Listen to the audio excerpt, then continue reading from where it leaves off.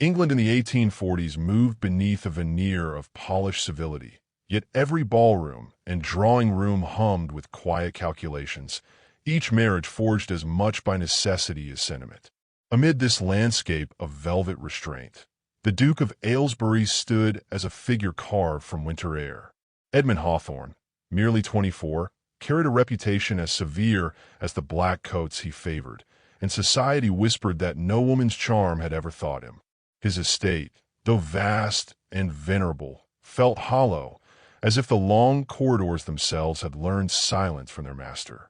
Duty pressed upon him from every direction, yet he met it with the same unyielding composure he offered the world at large. Pressure tightened when the crown, weary of his evasions, insisted that he secure a bride of appropriate lineage. Letters arrived from advisors bearing politely veiled orders. His guardians repeated them with anxious insistence. Edmund read each with an expression untouched by irritation or intrigue, then consigned half the recommendations to the fire, letting the ashes drift like dark feathers across his desk. The notion of inviting a stranger into the disciplined solitude of Aylesbury Court repelled him. A wife, after all, would expect warmth, conversation, and tolerances he did not possess. Yet the crown was not a force he could ignore without consequence, and for the first time, the walls of his autonomy felt uncomfortably tight. The decision to present Rosamund Belfair came not from Edmund, but from those determined to rescue him from his own obstinacy. She arrived with little more than a modest trunk and a dignity polished by hardship. At 23, Rosamund possessed a beauty that unsettled rather than invited ease, for her delicate features contrasted sharply with the resolute intelligence in her gaze. Poverty had stripped her of fine gowns and fashionable acquaintances, yet not of grace. The debts left by her late father had driven her into relative obscurity, but whispered stories of her independence followed her. She read too boldly, walked without chaperones, and had been seen once comforting a servant's child in public, actions that branded her unusual, if not improper, among the higher circles. Her carriage approached Aylesbury Court under a pallid afternoon sky, the estate's grand facade rising with austere majesty. Rosamund stepped out, uncertain but composed, her gloved hands steady despite the weight of uncertainty pressing upon her. The servants, curious and sympathetic, watched her with cautious admiration. They knew more of Edmund's temperament than she did, and sensed immediately the imbalance of power that awaited her inside.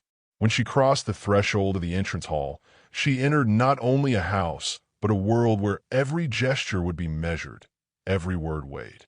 Still, she held her chin with quiet resolve, determined to meet the moment with the poise her mother had once taught her.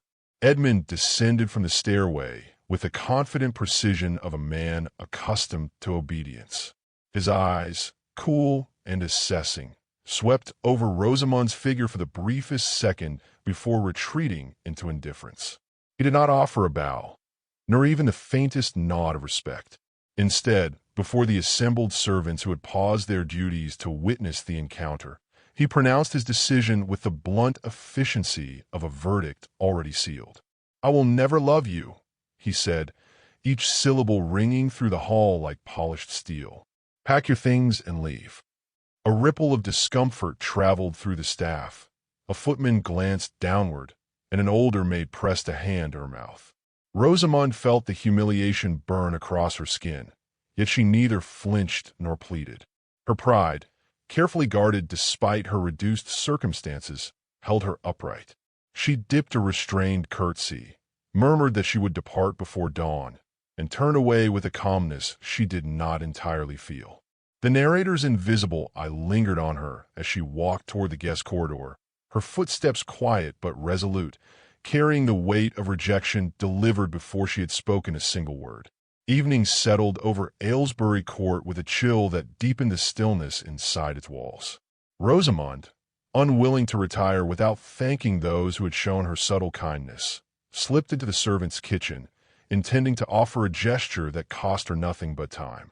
She requested simple ingredients and prepared a modest pheasant, spiced according to her mother's old royal recipes, techniques learned in childhood, long before misfortune reshaped her life. The kitchen filled with a fragrance unfamiliar to the estate, warm and comforting, stirring a rare ripple of anticipation among the servants. Meanwhile, Edmund, restless from unresolved irritation, wandered the lower halls. He entered the kitchen unannounced, drawn by curiosity rather than hunger, and accepted a small portion offered by an unsuspecting footman. The first taste disrupted him.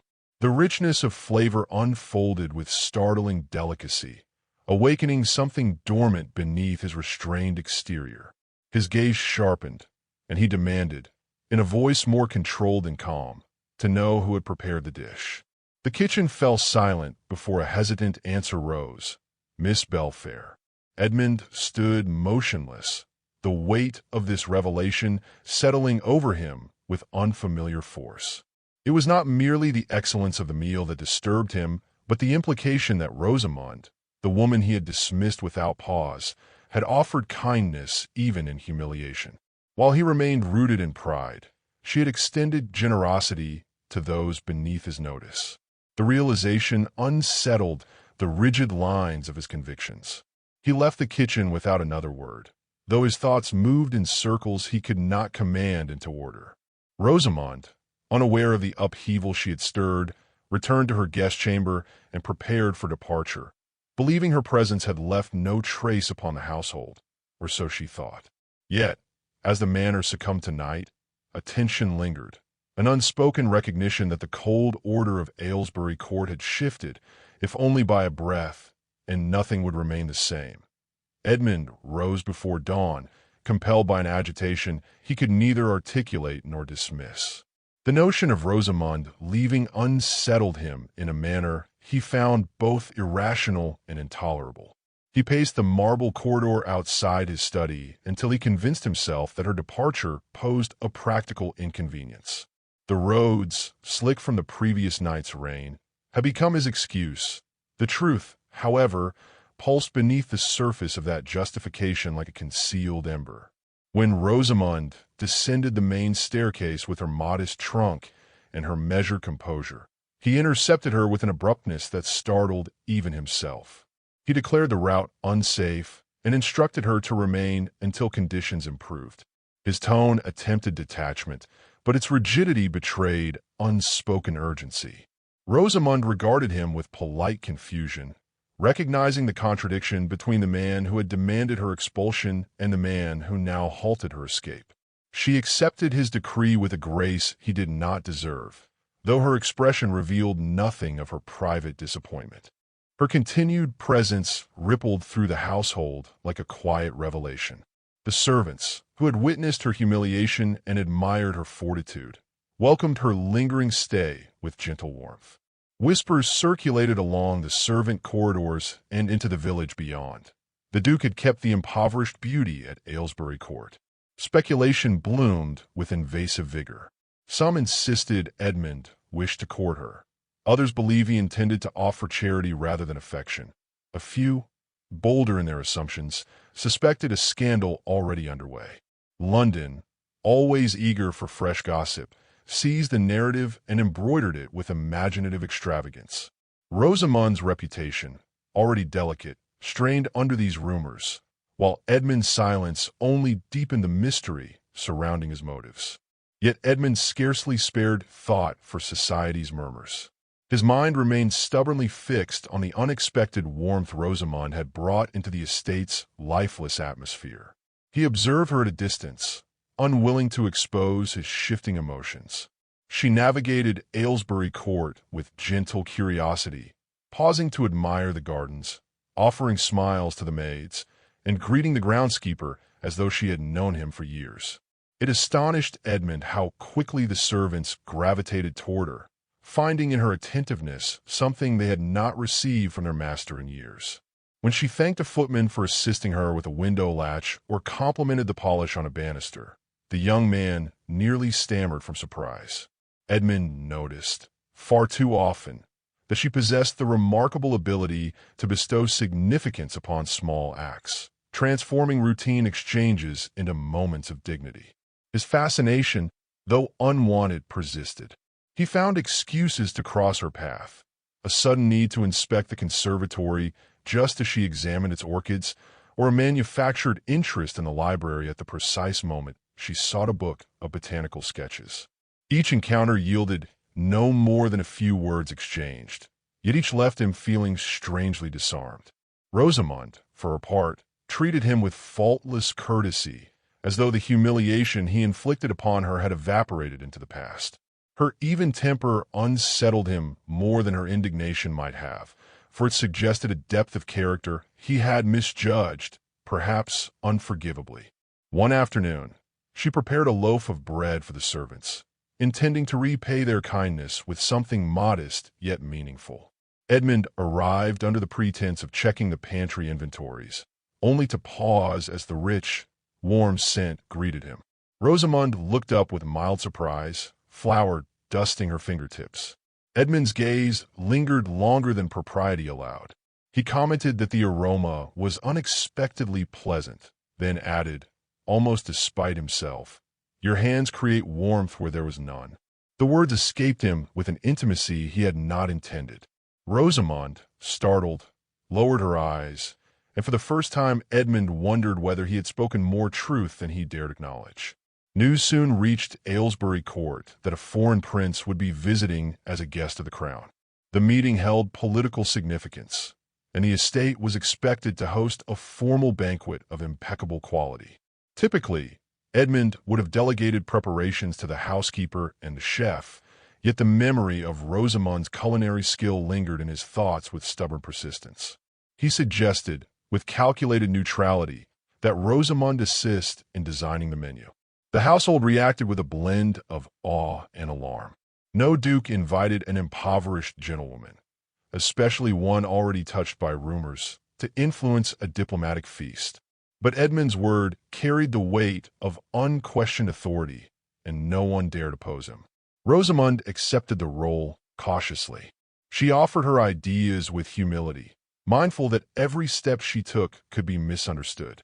She worked with the kitchen staff to tailor dishes that would appeal to the prince's tastes, yet remain true to English tradition. The servants admired her for her attentiveness to their expertise. Edmund admired her for reasons he preferred not to examine. Her growing presence at the heart of the estate did not go unnoticed by those who envied her position. Lady Beatrice, a noblewoman of impeccable lineage and relentless ambition, arrived under the guise of paying respects to the Duke. She made no effort to disguise her disdain for Rosamond, whom she addressed with a smile as cool as polished marble.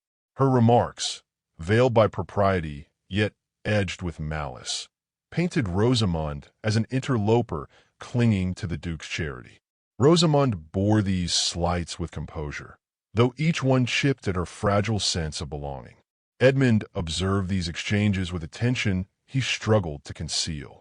He found himself growing impatient, resentful even of Beatrice's presence, though she represented exactly the sort of match society expected him to pursue.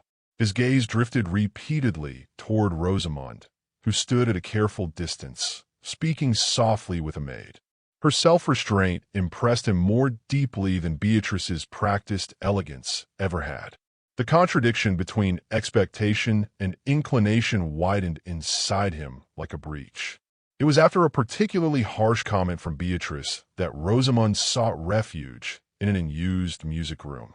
She believed herself alone, unaware that Edmund had followed to ensure she was unharmed. Hidden behind the threshold, he watched as she pressed a trembling hand to the edge of the dusty piano. She did not weep, but her silent struggle revealed the vulnerability she never permitted others to see. Edmund's chest tightened with something foreign, regret, protectiveness, and an ache he could not identify. He stepped back before she noticed him, unwilling to confront the magnitude of the emotion stirring within him. As evening descended, a subtle yet profound shift settled upon Aylesbury Court. The banquet approached, tensions rose, and Edmund's inner turmoil deepened. Rosamond prepared to fulfill her duties with quiet determination, unaware that the Duke's composure had begun to fracture. The section concluded with the faint sense that something within the walls of Aylesbury Court had begun to awaken, and neither Edmund nor Rosamond could evade the consequences of the subtle transformations now woven between them. Rosamond spent the night before the banquet in the warm glow of the kitchen hearth, surrounded by simmering pots and the soft murmur of grateful servants. She moved with quiet confidence, measuring spices with practiced care and offering gentle instructions that elevated the staff's usual efforts into something exceptional. Her mother's teachings guided her hands, and though fatigue tugged at her limbs, she pressed on, determined not to falter. Edmund watched from the doorway, unnoticed in the shadows. The sight of her, sleeves rolled delicately to her elbows and illuminated by firelight, stirred him with a depth he could neither categorize nor command. She worked not for admiration nor ambition, but for the simple desire to serve well. It humbled him more than any scolding from the crown ever had. By morning, the manor hummed with anticipation. Chandeliers gleamed as footmen polished them to a mirror sheen, and the great hall transformed into a spectacle worthy of visiting royalty. The arrival of the prince sent a ripple of formality through every soul within Aylesbury Court. Rosamond kept to the background, her presence discreet yet indispensable, ensuring the final touches on each dish aligned perfectly with the Duke's expectations. She did not seek Edmund's gaze, but she felt its weight whenever he entered a room. Though she resisted acknowledging it, a part of her wondered whether the frost she once felt from him had begun to thaw. The banquet unfolded with resplendent grandeur. Music drifted gently from the gallery, conversations merged into a refined chorus, and nobles adorned in silk and jewels filled the long table. Edmund presided with calm authority, his expression composed yet marked by a subtle, restless awareness. Servants carried out Rosamond's dishes one by one. An aromatic soup with delicate herbs, a savory pheasant accompanied by spice glaze, and finally a dessert crafted with a restraint that impressed even the most discerning guests. Murmurs of approval threaded through the hall. The prince himself paused after his first taste, then requested that Edmund introduce him to the extraordinary chef responsible for this revelation. Edmund's hand tightened slightly around his wine glass. Jealousy, sharp and unbidden, rose within him as he imagined the prince speaking to Rosamond with the charm foreign dignitaries so easily wielded. He concealed the reaction with the practiced elegance expected of him, yet his pulse betrayed him. He motioned discreetly for Rosamond to be brought forward. She hesitated at the threshold, uncertain whether her presence in such rarefied air was remotely appropriate.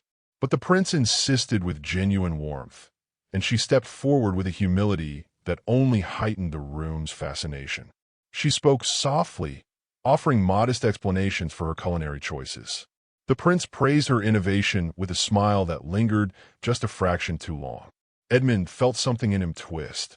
He found himself studying Rosamond with new clarity. Her gentle voice, her sincere gratitude, the startled brightness in her eyes as she accepted the prince's compliments. She had never looked at Edmund that way, and the realization unsettled him with fierce precision. When she returned to the edge of the room, he watched her more intently than before, his thoughts clouded by an ache he could neither rationalize nor deny. When the evening concluded, Edmund sought Rosamond outside the crowded hall, away from noble eyes and intrusive ears. He found her in the lantern-lit garden, where magnolia blossoms glowed faintly beneath the night sky. She stood still, breathing in the cool air after hours of tension. He approached, careful but purposeful, feeling an urgency he could not contain. She turned as he neared, her expression open yet wary. "You should not hide your talents behind humility," Edmund said, the words emerging more earnestly than expected. "Tonight's success was yours as much as mine." She lowered her gaze, unsure how to respond to such direct praise from the man who had once dismissed her so ruthlessly. "I only wish to be of service, Your Grace. Nothing more. That is precisely what confounds me," he replied. "You do good simply because it is in your nature. You give without calculation. It is unusual." She offered a small, cautious smile. "Kindness costs me nothing, Your Grace." and Aylesbury Court, for all its grandeur, feels starved of it. Her honesty struck him with uncomfortable precision. He stepped closer, compelled by emotion he had long suppressed. "Miss Belfair," he said softly, "I have been unable to think of anything beyond the moment I tasted your cooking in the servants' hall. It awakened something in me I had not realized lay dormant. And since then, every word you speak and every step you take seems to unsettle the very foundation of this house." She inhaled sharply, unsure whether the confession was sincere or merely born of temporary admiration. Beneath the lantern's glow, Edmund's restraint faltered, revealing a vulnerability she had not believed possible in him. For a moment, the silence stretched between them, filled with meaning neither dared articulate further. Yet before Rosamond could form a response, Lady Beatrice appeared at the garden's entrance. Her voice, sweetened with false concern, interrupted the fragile moment.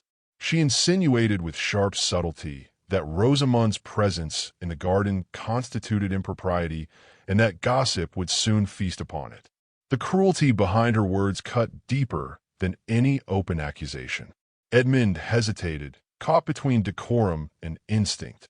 His silence, brief yet devastating, struck Rosamond with all the force of his initial rejection. With quiet dignity, Rosamond stepped back. "Understand, Your Grace," she said softly. "I will not cause you further trouble." Before Edmund could answer, she offered a respectful curtsy and withdrew, leaving him stricken by the realization that hesitation could wound as profoundly as cruelty. He felt the loss of her presence like a sudden coldness, chilling the garden that moments before had felt almost warm.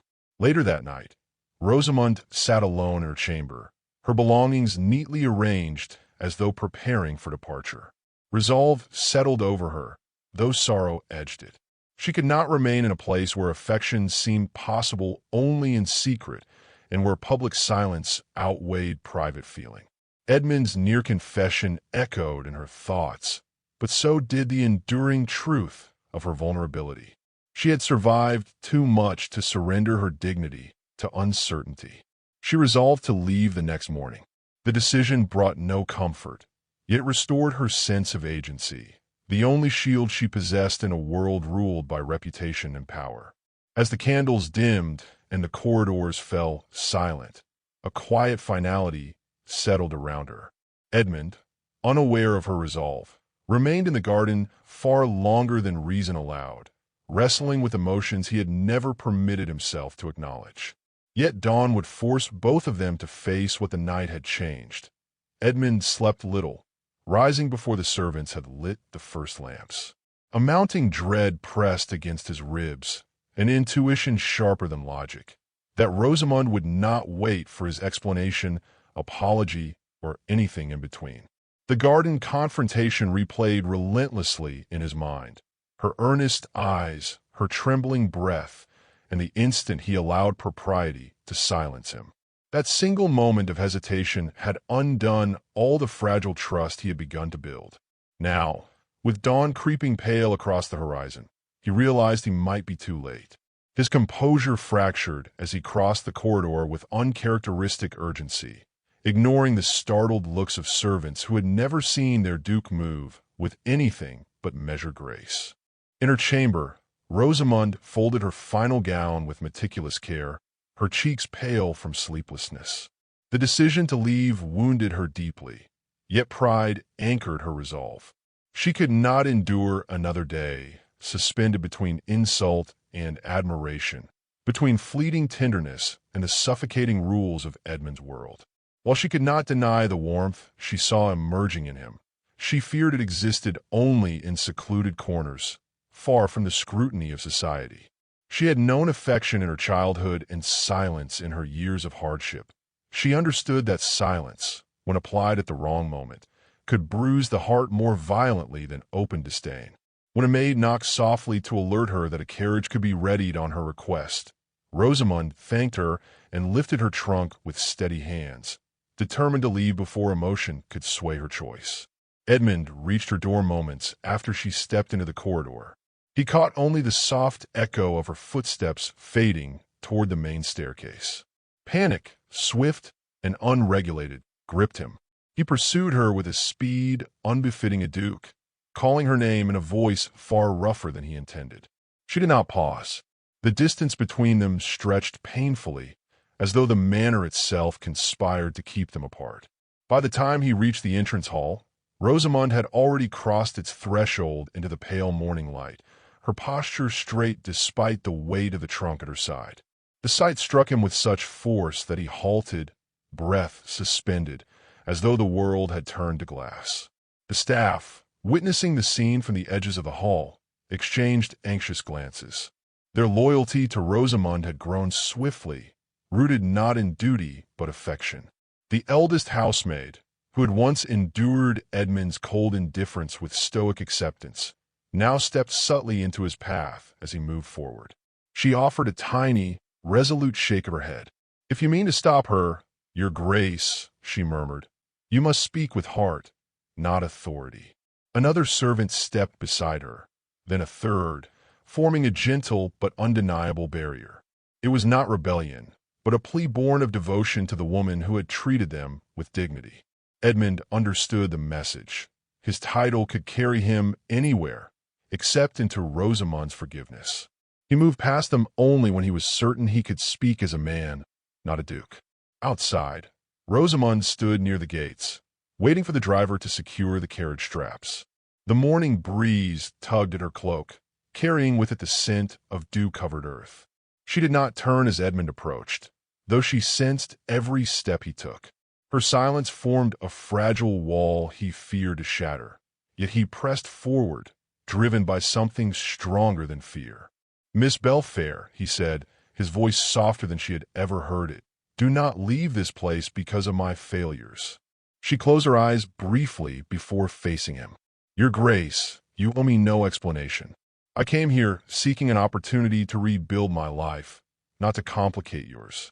I cannot remain where I am neither welcome nor respected." "Not welcome," he repeated, pained. "Rosamond, everything in this house feels different because of you. I was blind to it at first, but I'm not blind now." She shook her head gently. "What you feel is gratitude for my efforts, perhaps admiration for my talents. But that is not enough to survive the scrutiny of your world. You saw how swiftly a single whisper from Lady Beatrice could place us both in danger. And when she spoke, you said nothing." Edmund absorbed the accusation without defense. It was true. His silence had wounded her more deeply than his initial dismissal. "I hesitated," he admitted, "because I have lived my entire life by rules that reward restraint and punish sincerity. Yet last night, for the first time, I wished I had broken every rule in existence. I wished I had defended you, not as a guest of this house, but as the woman who has unsettled every certainty I once held." Rosamond's breath caught, but doubt lingered in her eyes. "Words are easily spoken in the shelter of privacy, Your Grace. But when the eyes of the world turn upon us, will your convictions remain, or will I be left to suffer their judgments alone?" Without hesitation, Edmund lowered himself to one knee in the damp morning grass. The gesture shocked her. The Duke of Aylesbury, symbol of iron decorum, now knelt with unguarded sincerity. "Rosamond Belfair," he said, lifting his gaze to hers, "I love you. I love you beyond convention, beyond expectation, beyond the life I once believed unchanging. I love not what you do for this estate, but the woman you are. If you leave, you take with you the first warmth this house has known in years. But I will not ask you to stay unless you wish it freely." She stared at him, her resolve wavering as the enormity of his words settled upon her.